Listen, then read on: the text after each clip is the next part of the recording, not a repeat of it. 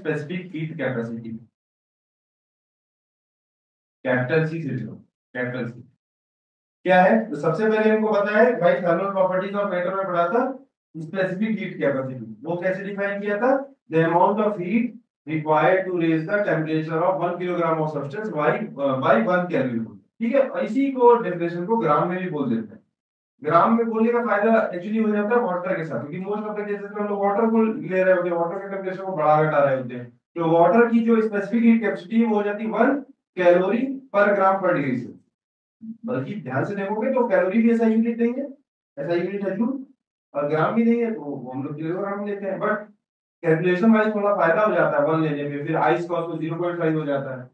ठीक है, तो इसलिए हम लोग जनरली कैलोरी में लेते हैं, बट ऐसा यूनिट तो हमारी क्या है, जूल पर किलोग्राम पर डिग्री सेल्सियस या पर डिग्री केल्विन बोल सकते हैं। और एसआई पे ही आओगे तो पर केल्विन ही बोलना पड़ेगा।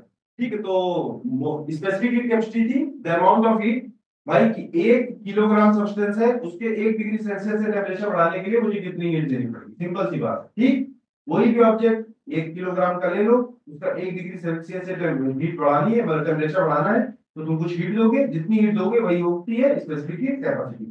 बट गैसेस की बात करते हैं तो गैसेस को जनरली हम लोग मोल्स में कंसीडर करते हैं, तो वहां पे हमने डिफाइन कर दिया मोलर स्पेसिफिक हीट कैपेसिटी। क्या बोल दिया कि the amount of heat required to raise the temperature of 1 mole of a substance by 1 degree Celsius is known as molar specific capacity.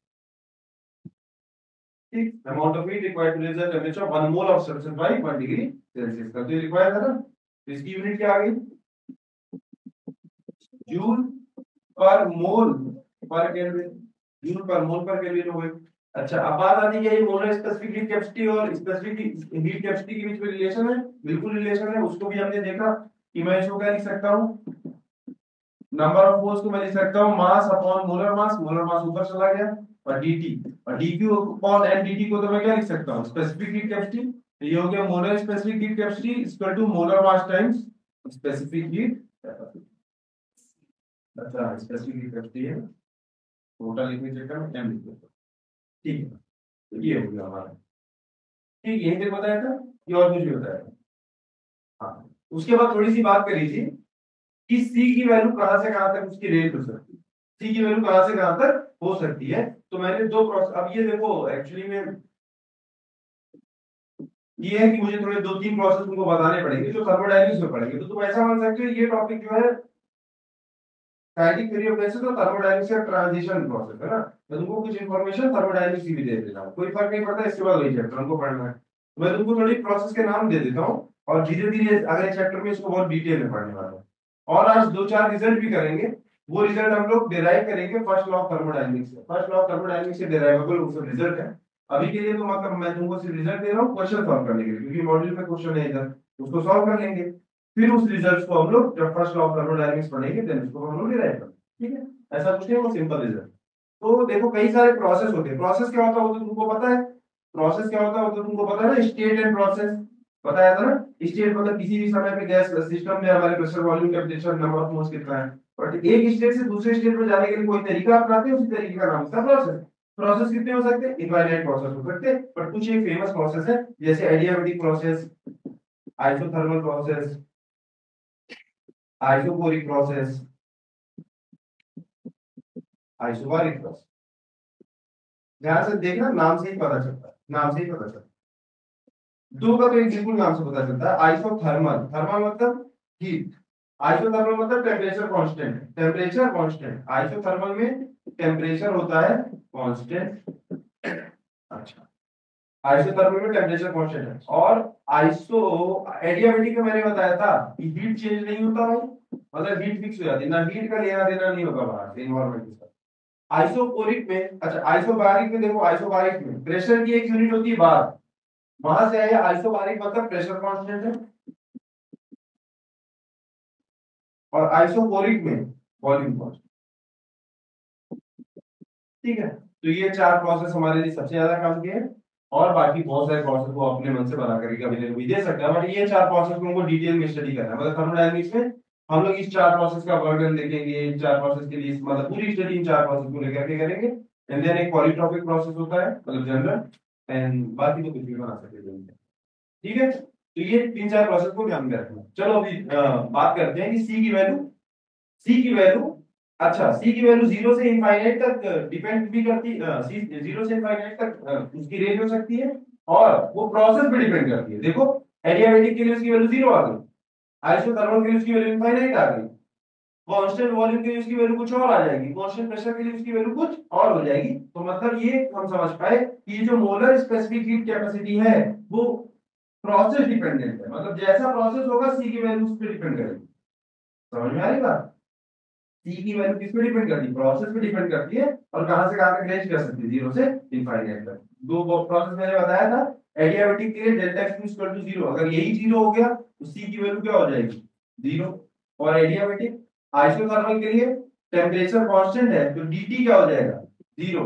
भाई टेम्परेचर कांस्टेंट है तो चेंज इन टेम्परेचर क्या होगा? Zero. If this thing is zero, C will be infinite. अब जरा ध्यान दो ये दोनों प्रोसेस के, अगर वॉल्यूम है तो जो मोलर स्पेसिफिक हीट कैपेसिटी आती है उसको लिखते हैं सी सबस्क्रिप्ट में वी। इसको बोलते हैं molar specific heat capacity at constant volume. और इस अगर प्रेशर को कांस्टेंट रखें तो यहां पे लिखते हैं सी, और सबस्क्रिप्ट में लिख देते हैं बी, सॉरी पी, जिसको बोलते हैं molar specific heat capacity at constant pressure.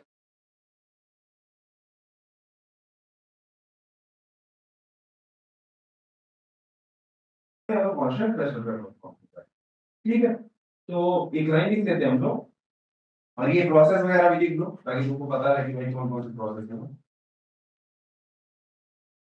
The value of C, the value of, या सीधे सीधे लिख देता हूं, molar specific heat capacity,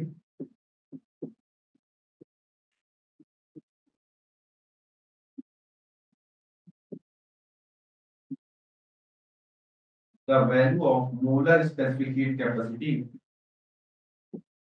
depends on process. The value of molar specific heat capacity depends upon process and varies from 0 to 2 and varies from 0 to infinity। ठीक है, zero भी हो सकती है इसकी वैल्यू, इनफाइनाइट भी हो सकती है, और इसके बीच में कोई सी भी वैल्यू ले सकती है डिपेंडिंग अपॉन प्रोसेस। जीरो किसके लिए है? एडियाबेटिक के लिए। इनफाइनाइट किसके लिए है? आइसोथर्मल के लिए। वॉल्यूम कांस्टेंट होगा तो सीबी होगा, अगर प्रेशर कांस्टेंट होगा तो सीपी बोल देंगे। नीचे सी के नीचे सबस्क्रिप्ट में लिख देंगे पी, ताकि देखने वाला इंसान पहचान जाए कि भाई ये बात हो रही है molar specific heat capacity at constant pressure. ठीक है। हाँ, अब कुछ रिलेशन देखते हैं, कुछ का डेरिवेशन हम लोग थर्मोडायनेमिक्स में कर लेंगे। एक बहुत इंपॉर्टेंट रिलेशन है, ये जो सीपी की वैल्यू होती है, मतलब molar specific heat capacity at constant pressure, इसकी वैल्यू हमेशा molar specific heat capacity at constant volume से ज्यादा होती है। अब इसका रीजन तुमको समझ में आएगा थर्मोडायनेमिक्स में, जब मैं फर्स्ट लॉ ऑफ थर्मोडायनेमिक्स बताऊंगा। थोड़ा बहुत बता देता हूँ, वैसे समझ नहीं आएगा। जैसे मान लो कोई सिस्टम, ध्यान से सुनना, अभी समझ नहीं आएगा तो कोई बात, ये बात हम लोग फर्स्ट लॉ ऑफ थर्मोडायनेमिक्स से पढ़ेंगे। मुझे लग रहा है कि अगर मैं थोड़ा सा बता दूं, मान लो सिस्टम है गैस का, डीक्यू है हीट जो मैं दे रहा हूँ, डीयू है चेंज इन इंटरनल एनर्जी, भाई पढ़े हैं अभी, यू पढ़े हैं N F R T by two, तो डीयू हो जाएगा N F R by two into D T. ठीक है। और डीवी क्या है? ये है प्रेशर, डीवी है चेंज इन वॉल्यूम, इसी को फर्स्ट लॉ ऑफ थर्मोडायनेमिक्स बोलते हैं। यही फर्स्ट लॉ ऑफ थर्मोडायनेमिक्स है, बट इसको हम लोग समझेंगे अच्छे से, इसकी चिंता मत करो। बस मैं तुमको बता रहा हूँ कि मान लो अगर मैं कांस्टेंट वॉल्यूम पे हीट दूं, इस सिस्टम को कांस्टेंट वॉल्यूम पे, मतलब इसका वॉल्यूम नहीं चेंज हो सकता, तो भाई ये वाली चीज ही हो जाएगी। तो जो भी डीक्यू होगा, जो भी हीट में दे रहा हूँ, वो तो सिर्फ इंटरनल एनर्जी को चेंज कर रहा होगा। इंटरनल एनर्जी को चेंज कर रहा होगा क्या मतलब जो भी हीट दे रहा हूँ इंटरनल एनर्जी चेंज हो रही है, मतलब टेम्परेचर चेंज हो रहा है। तो मतलब जो भी हीट दे रहा हूँ वो सिर्फ टेम्परेचर को चेंज करने का काम आ रहा है।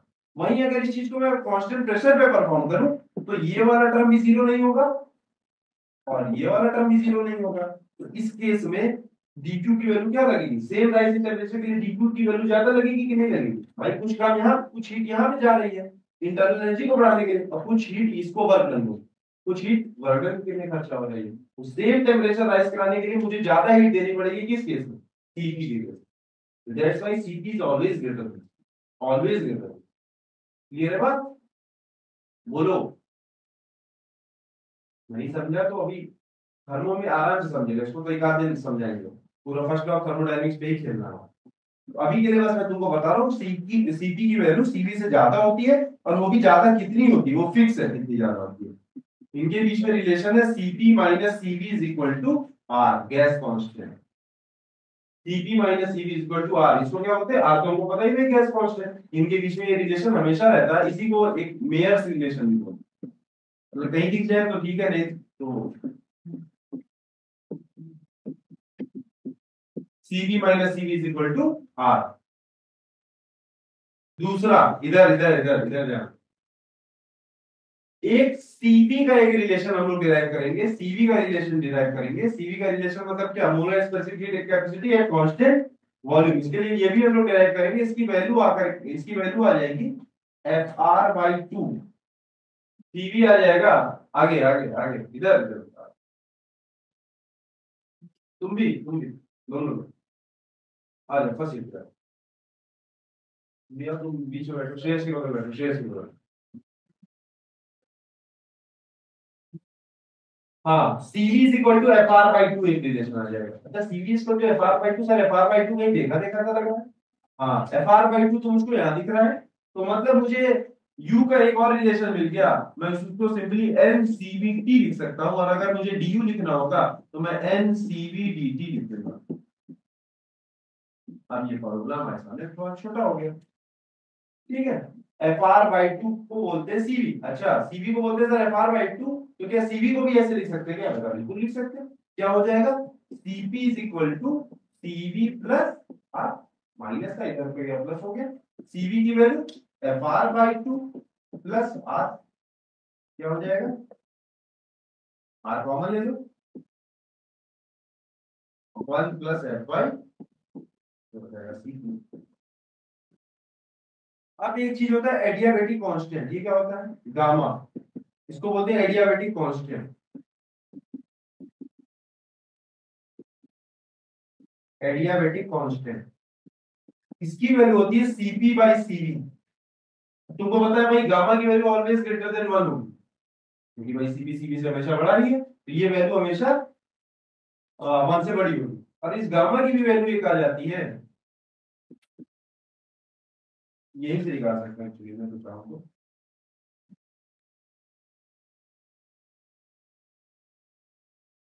हाँ, यहीं से सीपी बाई सीवी को मैं अगर डिवाइड कर दूंगा तो मुझे मिल जाएगा 1 प्लस 2 बाई एफ। चेक करके देखो, डिवाइड कर दो, डिवाइड कर दो। तो भैया ये जो सीपी आया है R 1 plus F by two, इसमें डिवाइड कर दो एफ आर बाई टू को। सीपी बाई सीवी ही तो काम है ना, सीपी बाई सीवी मैंने रख दिया, मुझे वैल्यू मिल गई 1 प्लस 2 बाई एफ। चेक करो, चेक करो,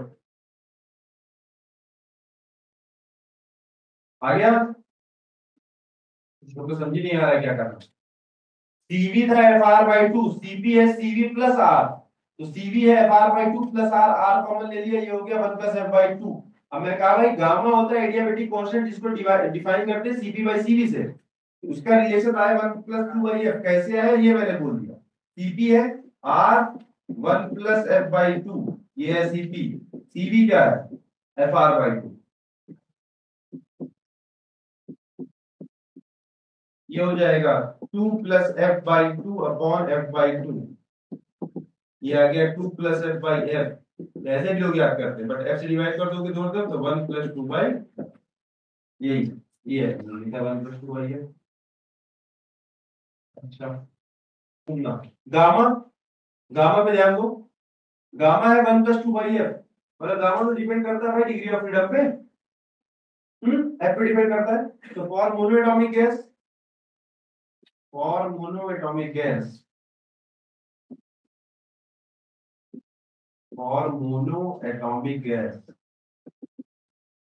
गामा कितना हो जाएगा, गामा हो जाएगा 1 प्लस 2 बाई 3, एफ की वैल्यू 3 है, कितना हो जाएगा 5 बाई, ठीक। डायरेक्टली अभी देखो इसका रिजल्ट हम लोग यूज करते हैं आगे जाकर मोनोएटॉमिक गैस। डायटोमिक के लिए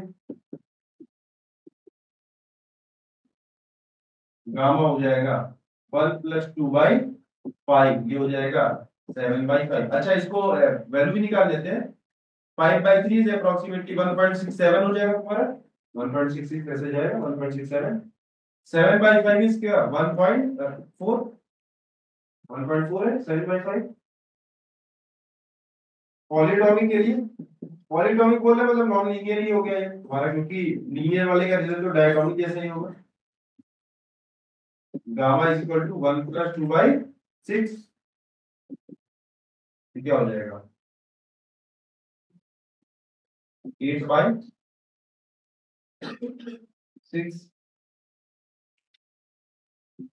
4/3, 1.33 ऐसा यही आएगा। तो गामा सबसे ज्यादा किसके लिए मोनोएटॉमिक, उससे कम डायटोमिक के लिए, उससे कम पॉलीएटॉमिक। तो सबसे ज्यादा होता है मोनोएटॉमिक के लिए गामा, फिर डायटोमिक, फिर देन पॉलीएटॉमिक। ये रिजल्ट है, हमें ध्यान रखना चाहिए।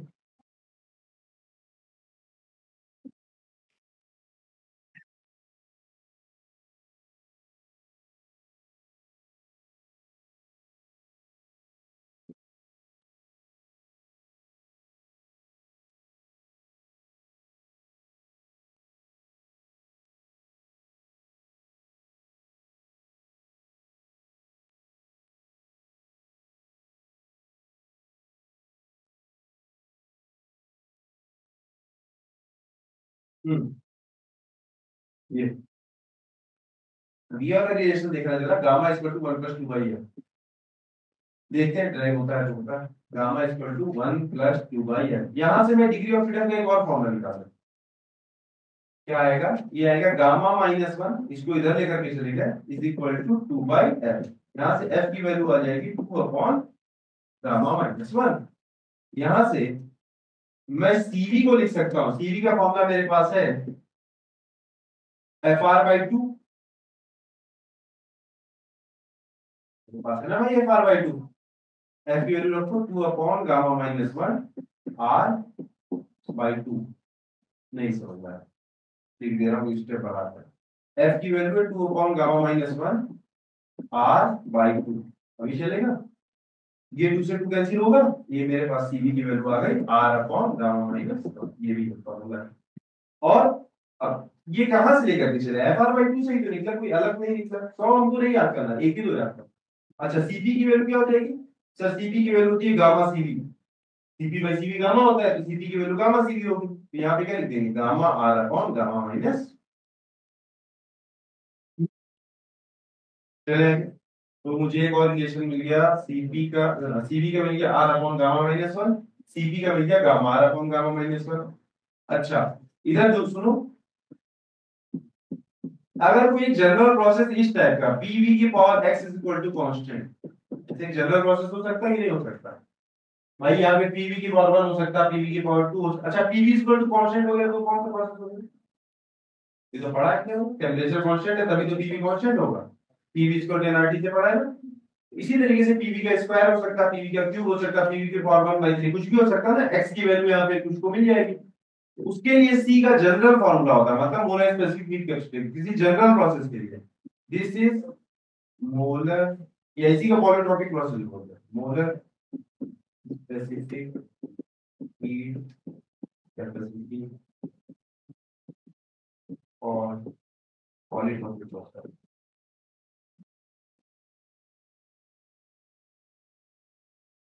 की वैल्यू होती है C is equal to CV plus R/1 - x।